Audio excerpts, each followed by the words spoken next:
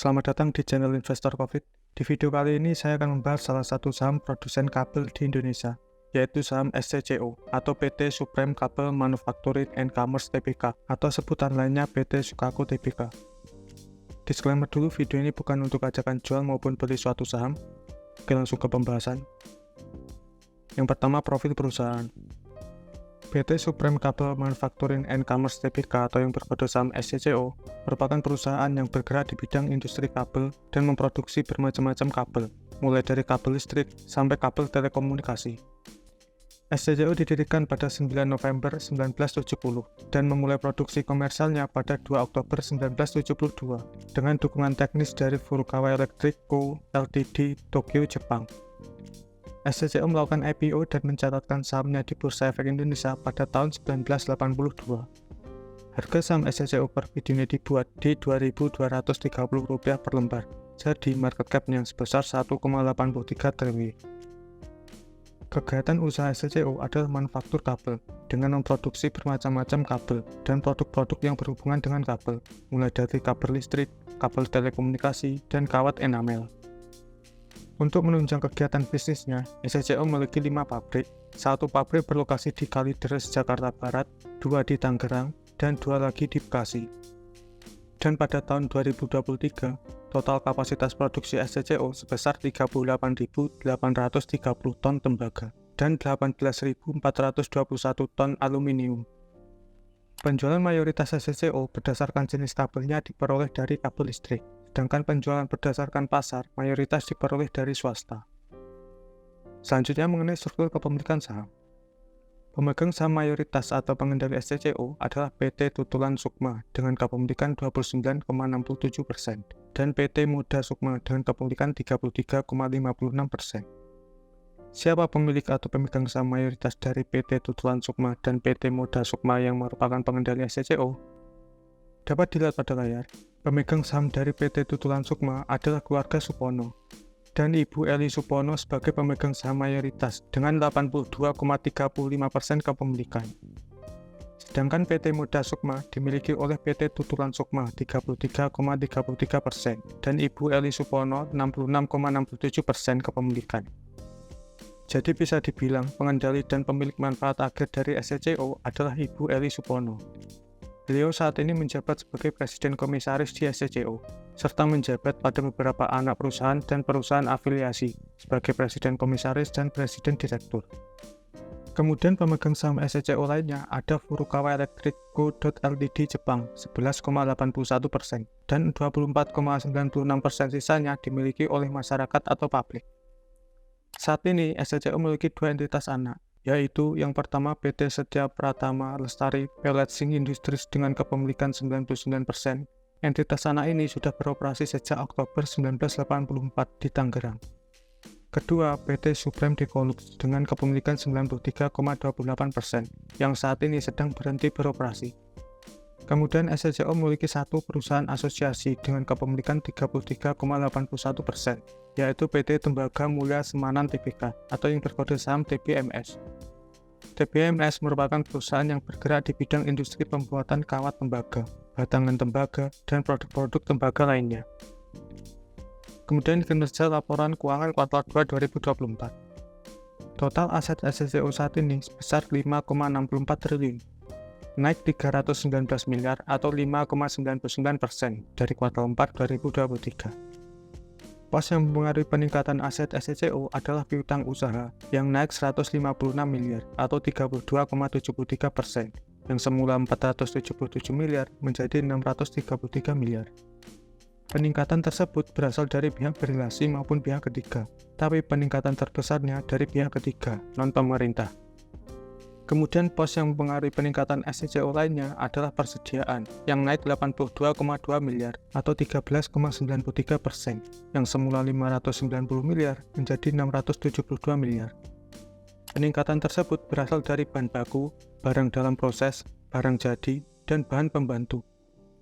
Sedangkan kas dan setara kas SCCO saat ini sebesar 824 miliar atau 14,60% dari total aset. Kas ini naik 43,8 miliar atau 5,61%. Sebelum melihat kenapa kas dan setara kas yang naik, mari kita lihat histori pertumbuhan aset SCCO. Dapat dilihat pada layar, grafik aset SCCO bisa dikatakan meningkat tiap tahunnya. Cuma di tahun 2020 saja yang turun, dikarenakan turunnya liabilitas. Jumlah aset SCCO tahun 2019 sebesar 4,4 triliun dan sekarang sebesar 5,64 triliun. Jadi, kenaikan 2019 sampai kuartal 2 2024 sebesar 1,24 triliun atau 28,37%, sedangkan akhirnya adalah 5,12%. Selanjutnya, mari kita analisa laporan arus kas SCCO. Kas aktivitas operasi SCCO kuartal 2 2024 ini sebesar 93 miliar, turun 316 miliar atau 77,28% dibandingkan periode yang sama tahun sebelumnya. Kenapa kas aktivitas operasi SCCO ini turun? Dapat dilihat pada layar, walaupun penerimaan kas dari pelanggan dan penghasilan keuangan naik, tapi yang menyebabkan kas aktivitas operasi SCCO turun adalah naiknya pembayaran kepada pemasok, karyawan, dan pajak penghasilan.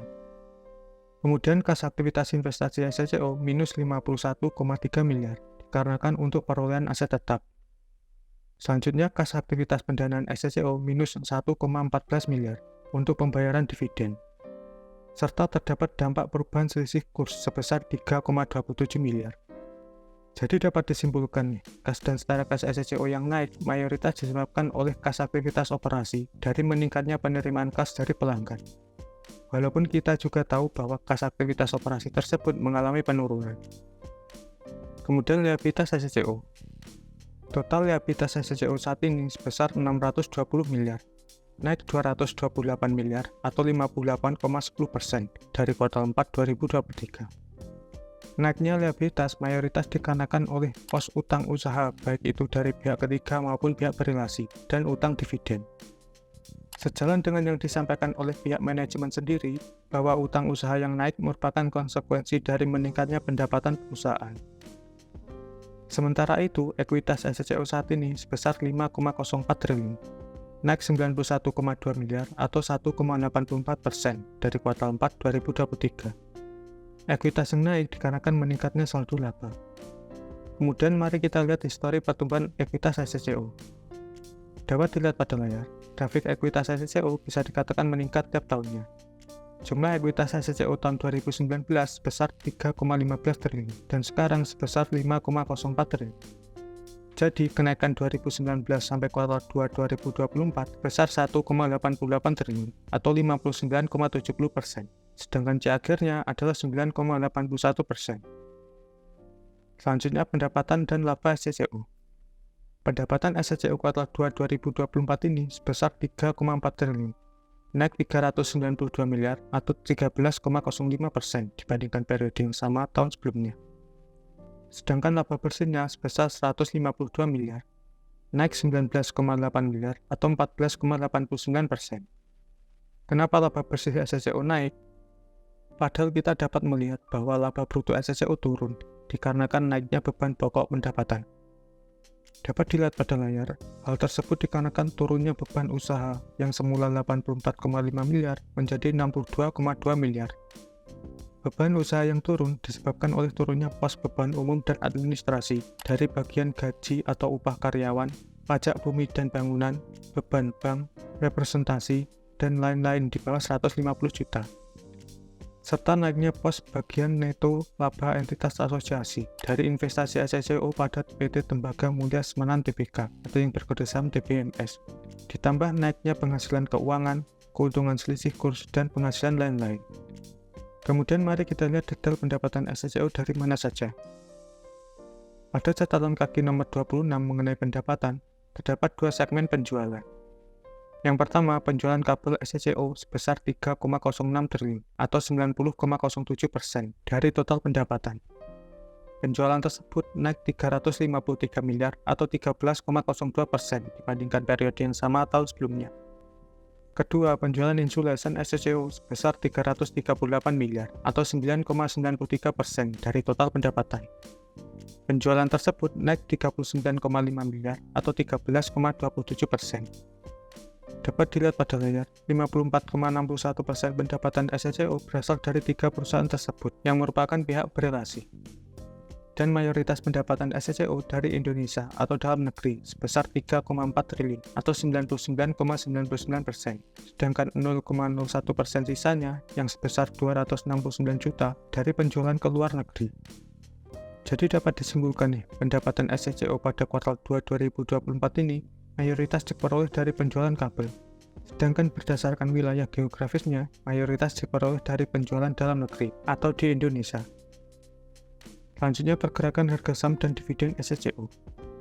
Pergerakan harga saham SCCO 1 tahun terakhir bisa dikatakan menurun jika dilihat mulai dari awal Oktober 2023. Yang semula di sekitar harga 2.260, sekarang harganya di 2.230, alias sudah turun 1,33%. Bahkan sempat turun lebih dari 14% di bawah harga 1.930 pada akhir Juni 2024.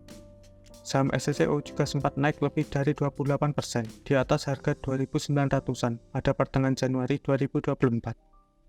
Sedangkan pergerakan harga saham SCCO 5 tahun terakhir juga bisa dikatakan menurun jika dilihat mulai dari awal Oktober 2019. Yang semula di sekitar harga 2.260, sekarang harganya di 2.230, alias sudah turun 1,33%. Penurunan dan kenaikan terbesar dari harga saham SCCO terjadi pada 1 tahun terakhir, sama seperti penjelasan sebelumnya, yaitu penurunan terendah terjadi pada Juni 2024 di bawah harga 1.930 dan kenaikan tertinggi terjadi pada Januari 2024 di atas harga 2.900-an. Dalam 6 tahun terakhir, SCCO rutin bayarkan dividen 1 kali setiap tahun, dengan dividen payout ratio 3 tahun terakhir kurang dari 30%. Untuk setahun terakhir pada tahun buku 2023, SCCO memberikan dividen dengan dividen per share sebesar Rp75 per lembar. Jika kita hitung dengan harga saham saat ini di 2.230, maka dividen yield SCCO sebesar 3,36%. Kemudian mengenai valuasi dari PER dan PBV. Video ini dibuat pada tanggal 6 Oktober 2024. Harga saham SCCO Rp2.230 per lembar. Jadi, PER SCCO sekarang di 7,13 kali, sedangkan PBV-nya di 0,36 kali. PER SCCO yang lebih rendah dibandingkan rata-ratanya dikarenakan laba atau EPS SCCO sudah lebih baik dibandingkan tahun-tahun sebelumnya, walaupun masih lebih rendah dibandingkan tahun 2019 dan 2020. Sedangkan PBV SCCO juga lebih rendah dibandingkan rata-ratanya dikarenakan ekuitas SCCO yang terus meningkat, ditambah harga saham SCCO yang bisa dibilang tidak kemana-mana dan cenderung menurun. Jadi apakah PER di 7,13 kali dan PBV di 0,36 kali sudah termasuk murah? Bagaimana menurut pendapat kalian? Dan bagaimana dengan rasio atau indikator lain? Silahkan tulis pendapat kalian di kolom komentar. Mungkin sekian dan terima kasih telah mengikuti pembahasan singkat saham SCCO. Semoga menambah insight atau wawasan baru mengenai saham ini. Bila kalian ingin diskusi atau request saham yang ingin dibahas, silahkan ketik saja di kolom komentar di bawah. Sampai jumpa lagi di pembahasan saham berikutnya.